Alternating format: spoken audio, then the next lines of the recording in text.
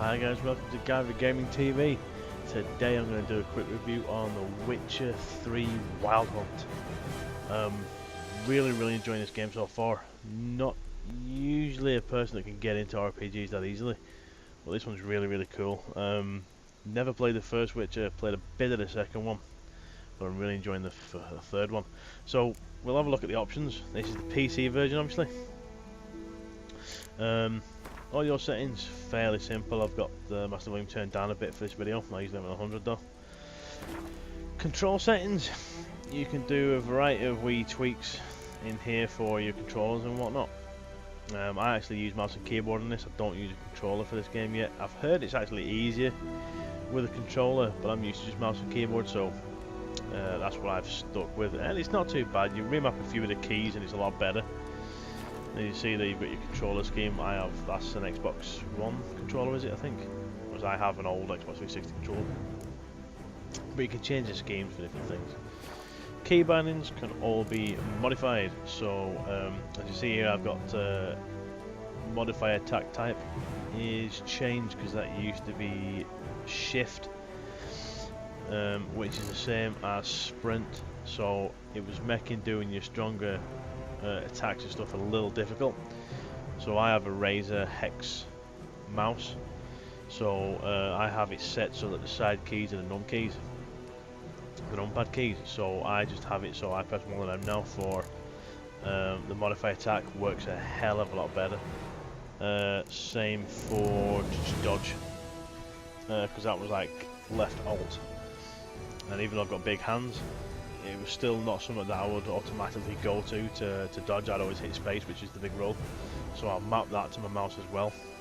So, you know, when you're playing, the top tip is look at the keys that you're going to use if you're using the mouse and keyboard, and just modify them to fit your hand better, so it's more comfortable and makes more sense. The shift one for the modified attack type definitely remapped, because the same one for sprint as that was, I don't know what they were thinking for that. It was pretty stupid, considering it's a fast-paced action combat. So definitely modify that one. And strong attack is keeping your left finger down on the mouse anyways, so that is all good. So yeah, you can modify all these keys, and it does save, as you can see. The only ones you cannot modify are the ones down here for your character panel and all that, which is logical. So you get used to hitting the ones. To be honest, I usually just hit like I'll quick boost a journal or meditation, stuff like that, and then I just scroll through the options, because you can get to all these through the options anyway. Just scroll them left and right. Gameplay wise, I've got the tutorials on because it's not always I get to play this quite often, so I need them to do it. In automatic finishes, which looks cool. Video wise, you've got a lot of options. I'm running this on Ultra. As you'll see, displays, so you can actually pick which monitor you have if you have multiple monitors. I have 3 set up here for my racing car games. So it's displaying on one, which is my central screen. You see resolution there. The borderless windows thing, I've put it on full screen and it seems to run really crappily, so just keep it as it puts it now. Nvidia Hairworks I've turned off because I don't have Nvidia cards, I have AMD cards, and the Nvidia Hairworks seems to drop frame rate on AMD cards, plus it looks terrible anyways. I actually do not like Nvidia Hairworks on any of the games that I've seen it in. It does not look good. Well, I'm using AMD cards, so I don't know. I may install this on my laptop and see how it looks, because my laptop has an Nvidia M770 or something, a 3 gig card in it, so I might see what it looks like on that. Everything else is on ultra bar shaders, they're just on high, but everything else is ultra. I don't know why it's not texture quality now. I might have hit that by accident the other day. So the game looks amazing, as you will see. Post-processing.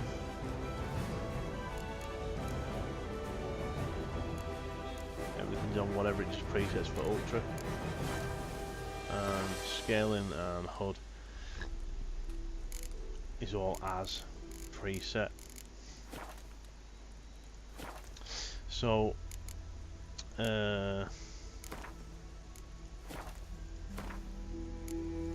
languages, you can change what you want, which is pretty handy if you are from a different country and want it in a different language.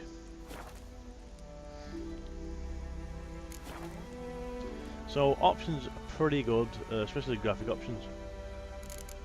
So if we While continue searching here, for the take it witch into the Ciri game. had quarreled with, Geralt ran into an old friend. So whenever you do a new Kira load, Metz. it comes The up sorceress with told the Witcher about a masked mage. this little Ciri had seemed to have taken shelter in his hideout. update Witcher to set what you're off up to to in the find game, it, which is pretty cool. with Kira in tow. Ciri had never reached the Just in elven case, like mage, me, you know, yet you've got to the work wild and it's maybe hunt 3 or had. 4 days before you The get back to ghostly the game. You retinue know was one more or step less what ahead you're of doing and Geralt, what's cracking. or so it seemed. The Witcher felt it always lost, until Kira gave him a new lead. The Crones of Crookback Bog. And it's very quick to load.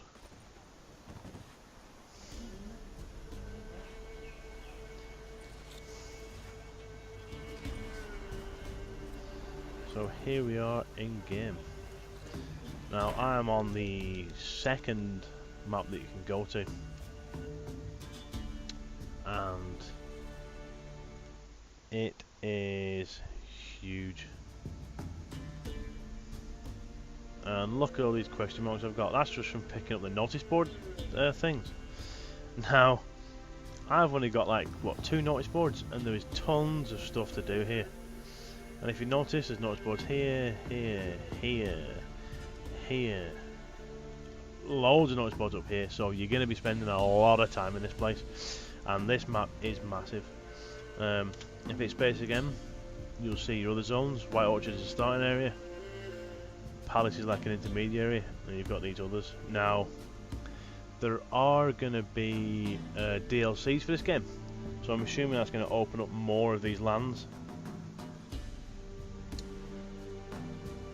So this game has the potential to be 200-300 hours long. I mean, if you do everything, you're looking, I think I had like 190 hours or something mental like that, you know, playthrough if you do everything.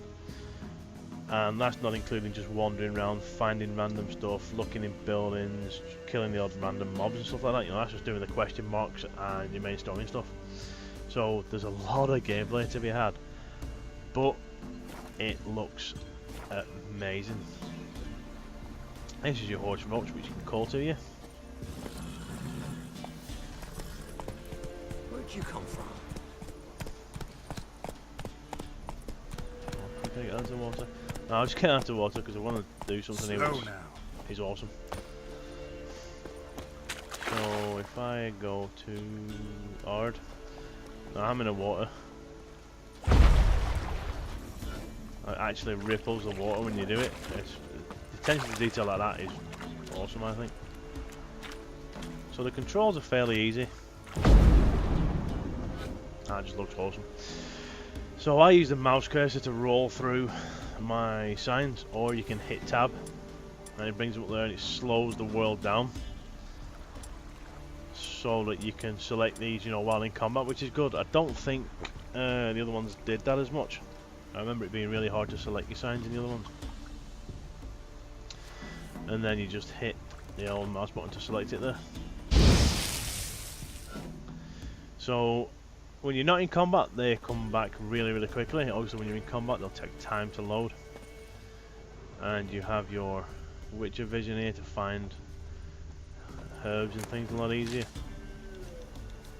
Random people to talk to. He's hungry. So when you're going through these villages and you're doing your main story quests and stuff, you'll come across random quests to do. You know, somebody needs help. Maybe someone's getting attacked by monsters, and you know you can go and help them. Now where I am now, I'm on a level 5, and I've been playing 13 hours already. So it's gonna take a while to get up. I like going through villages and listening to random stories as well, which is pretty interesting. That's it, bro. Left shift to run a bit quicker on your horse, and then if you double tap left shift, your mech can go really quick. Now I'm not going to do any of the story quests here, but when you're running around you can hear wolves or monsters and things to fight. So here's a lot of wild dogs.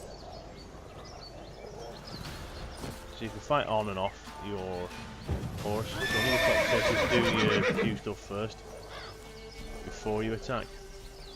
You see them wild dogs are running off. Oh, they're not.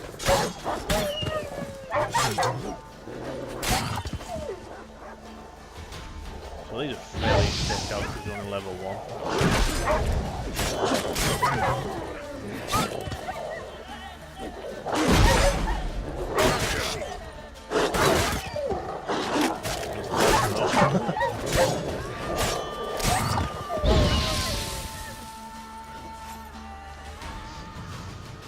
So once you've killed most of the near enough everything on here, you can loot the hell out of it. So some of it's wrong button. Some of it's used for, you know, just food for yourself. And as you see on the map there, you can see where everything is that you can loot. And some of it's used for crafting and whatnot. So I'll have a look at the crafting system next.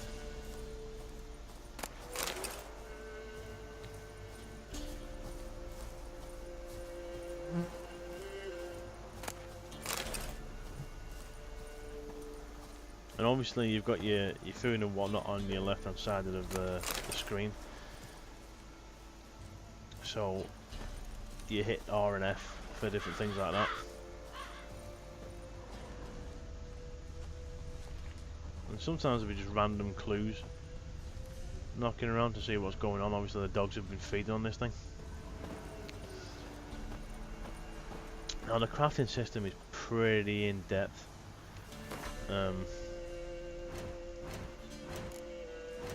So here's your alchemy. As you can see, to make different things you need all these different herbs and spices and special things like that. So I've made some of these already, so it says, you know, you've already got it, you don't need to make any more yet. So, you know, and that's just for the different pots that you can use for putting oils on your blade to do damage to more things. It'll tell you up there what the crack is and what it does.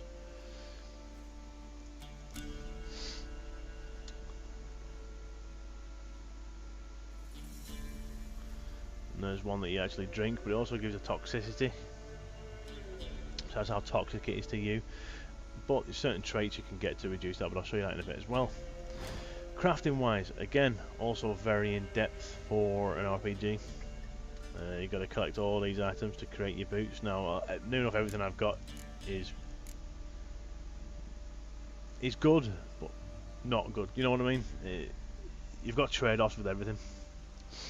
So, you know, there's no reduced damage from monsters or elementals, things like that, but you've got good things for slashing and that. So, for fighting animals and humans, you'd flick into this armor.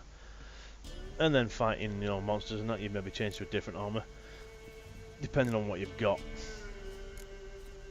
But obviously there's a hell of a lot more diagrams than what I've got here. And then here's all your stuff for your ingots. Obviously only blacksmiths and forgers can do, you know, blacksmiths and armourers can do your weapons and your gear. There's a few of them knocking about. All of them have different skills. You know, different level of skill to do certain things. But as you can see, there's a lot to make, even different sort of arrows for your bow, which is cool. I really want some of these split ones to see what they do and how cool they are. But there's tons of different types that you can have, again, for different scenarios. So I'm going to start, you know, collecting gear for these and seeing what they are. Oh, there's one I didn't know I picked up. So you see, there's a lot of things you can make, even weapons that you can do. And obviously some will have, like, you know, higher damage, but they'll be down on attack power and hard signs and stuff like that. So you need to decide what you actually want. And there's a load of steel swords that you can make. Again, all different things with bonus experience and whatnot. And then you've got your character description things in here, so you can sit and read everything about everybody if you're that way inclined, which I'm actually doing because it's really interesting. You've got your tutorials there, and then your bestiary. This is what you need to look at whenever you come up against it. It tells you what they're vulnerable against, so you can prepare yourself for whatever monsters you're going to come against, or say you have to go and kill something for a quest or a contract. If you have enough information about it, you can come in here and go, right, I need let's say, for example, the Griffin at the beginning. It's susceptible to Ard, Hybrid Oil, and Grape Shot. So you can prepare yourself by getting all that, or making all that stuff first, and then going in and kill him.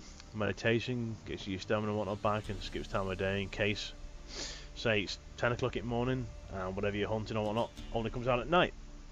You can meditate until night time if you want to. Now, your skill tree is like most MMOs or RPGs these days. You get points. See, I've still got one available and I haven't put anything in. But you can go through, see what you need at the time, and obviously you can have more than what you've got here. You can chuck points in multiple ones and change it out depending on what you need at the time. And then you've got these mutagens which you put in here, and they will give you, so that gives you 50 vitality, right? If you have, say, 3 greens in here, it ups it by a certain amount. So as you see, I've got 1 green in there, so it gives me plus 100 vitality now. And the same for different ones. So this bluish one gives you 5 sign intensity, so I might put that in there. And then that'll be the same thing if I have, say, that one, because that's blue in one of these slots. That'll probably knock it up to maybe 10% or 50%, something like that. So it's definitely a cool way of sitting there and thinking, right, well, I'm going to be fighting this mob, so I might go in and modify my traits here so it helps me more against this mob. And you'll unlock more mutagens as you go along for the different levels. So there's a lot of levels to go. So you can see why it definitely takes a while. And you get your usual quest log. I mean, I'm only level 6 and I've got quests that are level 16. I think I've got some level 20 odd ones somewhere already. Treasure hunt's 23. Obviously the colour which says easier alert, and yes, I have failed one because it was level 9 and I was like level 3 when I tried doing it. Didn't realise it was level 9 because I didn't get time to actually look at it. But that's the name of the game. So yeah, and you can hit space to track whatever you want. It gives you a bit of info on the right hand side there. So that's cool. So that's a world map. Can you look at places you haven't been yet? Nope. So as you can see, loads and loads of stuff to do. And this at the top tells you what is what, so you can filter out what you want to see and what you don't want to see, which is pretty cool. And again, you can get to everything via this menu as well. So obviously you've got your 2 swords, your steel one for killing humans, animals, and whatnot, and your silver one for the beasties and the ghouls and things. And if you notice, whenever you put it back in, I like how it just lifts it up at the back to get it in easy.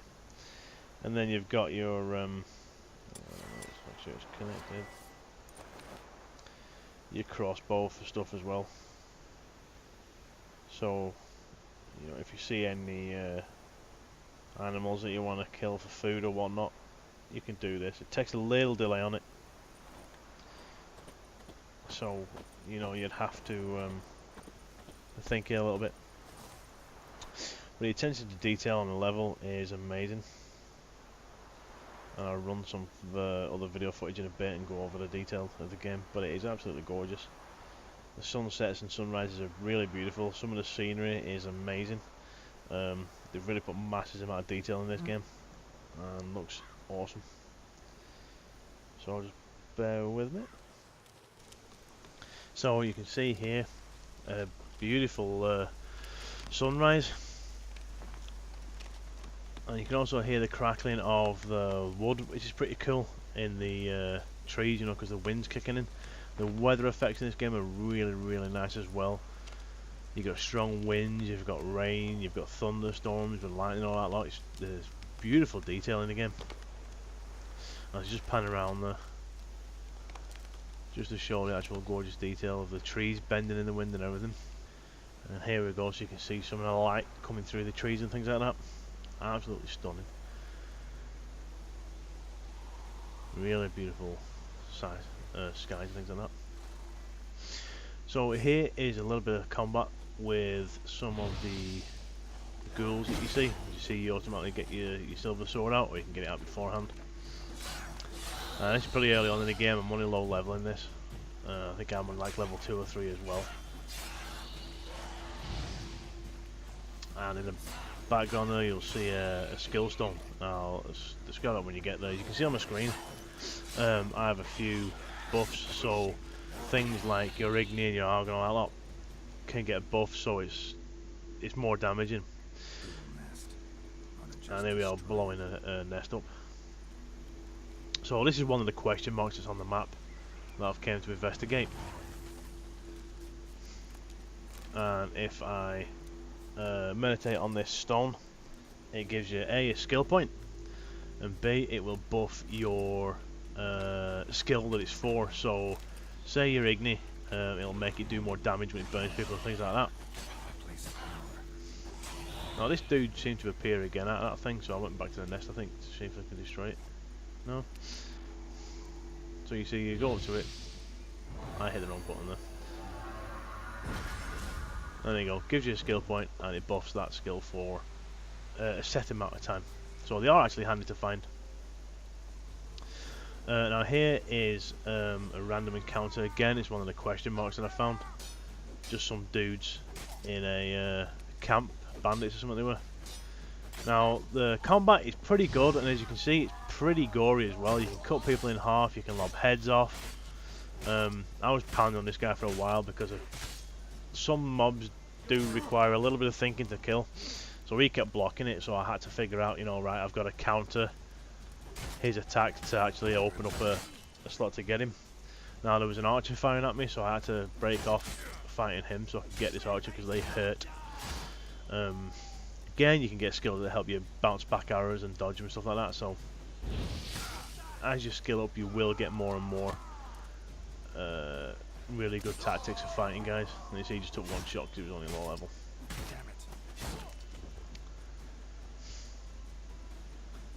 See, this was at like 2 o'clock in the morning or something like that. I was doing this so my brain wasn't fully working right. So it was taking me a while to figure out, right, well I'm not going to break through his shield. So it's cool how you've got different techniques to fight different things. So different monsters will require different techniques and skills of fighting. Using your different signs, you know, maybe having to counter stuff or hitting stuff. And as you can see, ragdoll physics are fully in there. So whenever you've killed somebody, you can knock them off a cliff if you want, like I did one day because I was bored. I'd killed a guy and thought, oh, I wonder if I can knock him off.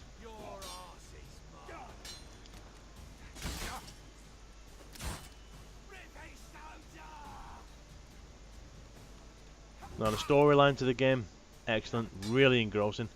You know, I sit there, listen to the story, really get into it. There's so much stuff to do. This game is going to last you a long time, definitely worth the money. Storylines are good, the character creation is really good. The The stories behind the characters is really good as well.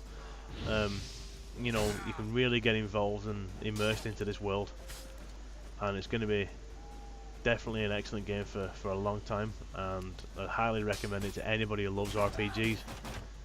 And woof, there goes his head. You know, anybody who loves an RPG and a really good story, this game is definitely the one for you. So, thanks for watching, guys. Hope you like this quick review. Well, say quick, it's 20 odd minutes. Hope you like this review. Any comments or questions, chuck them in the comments down below, and I shall get back to you soon. Thanks for watching. See you later, guys.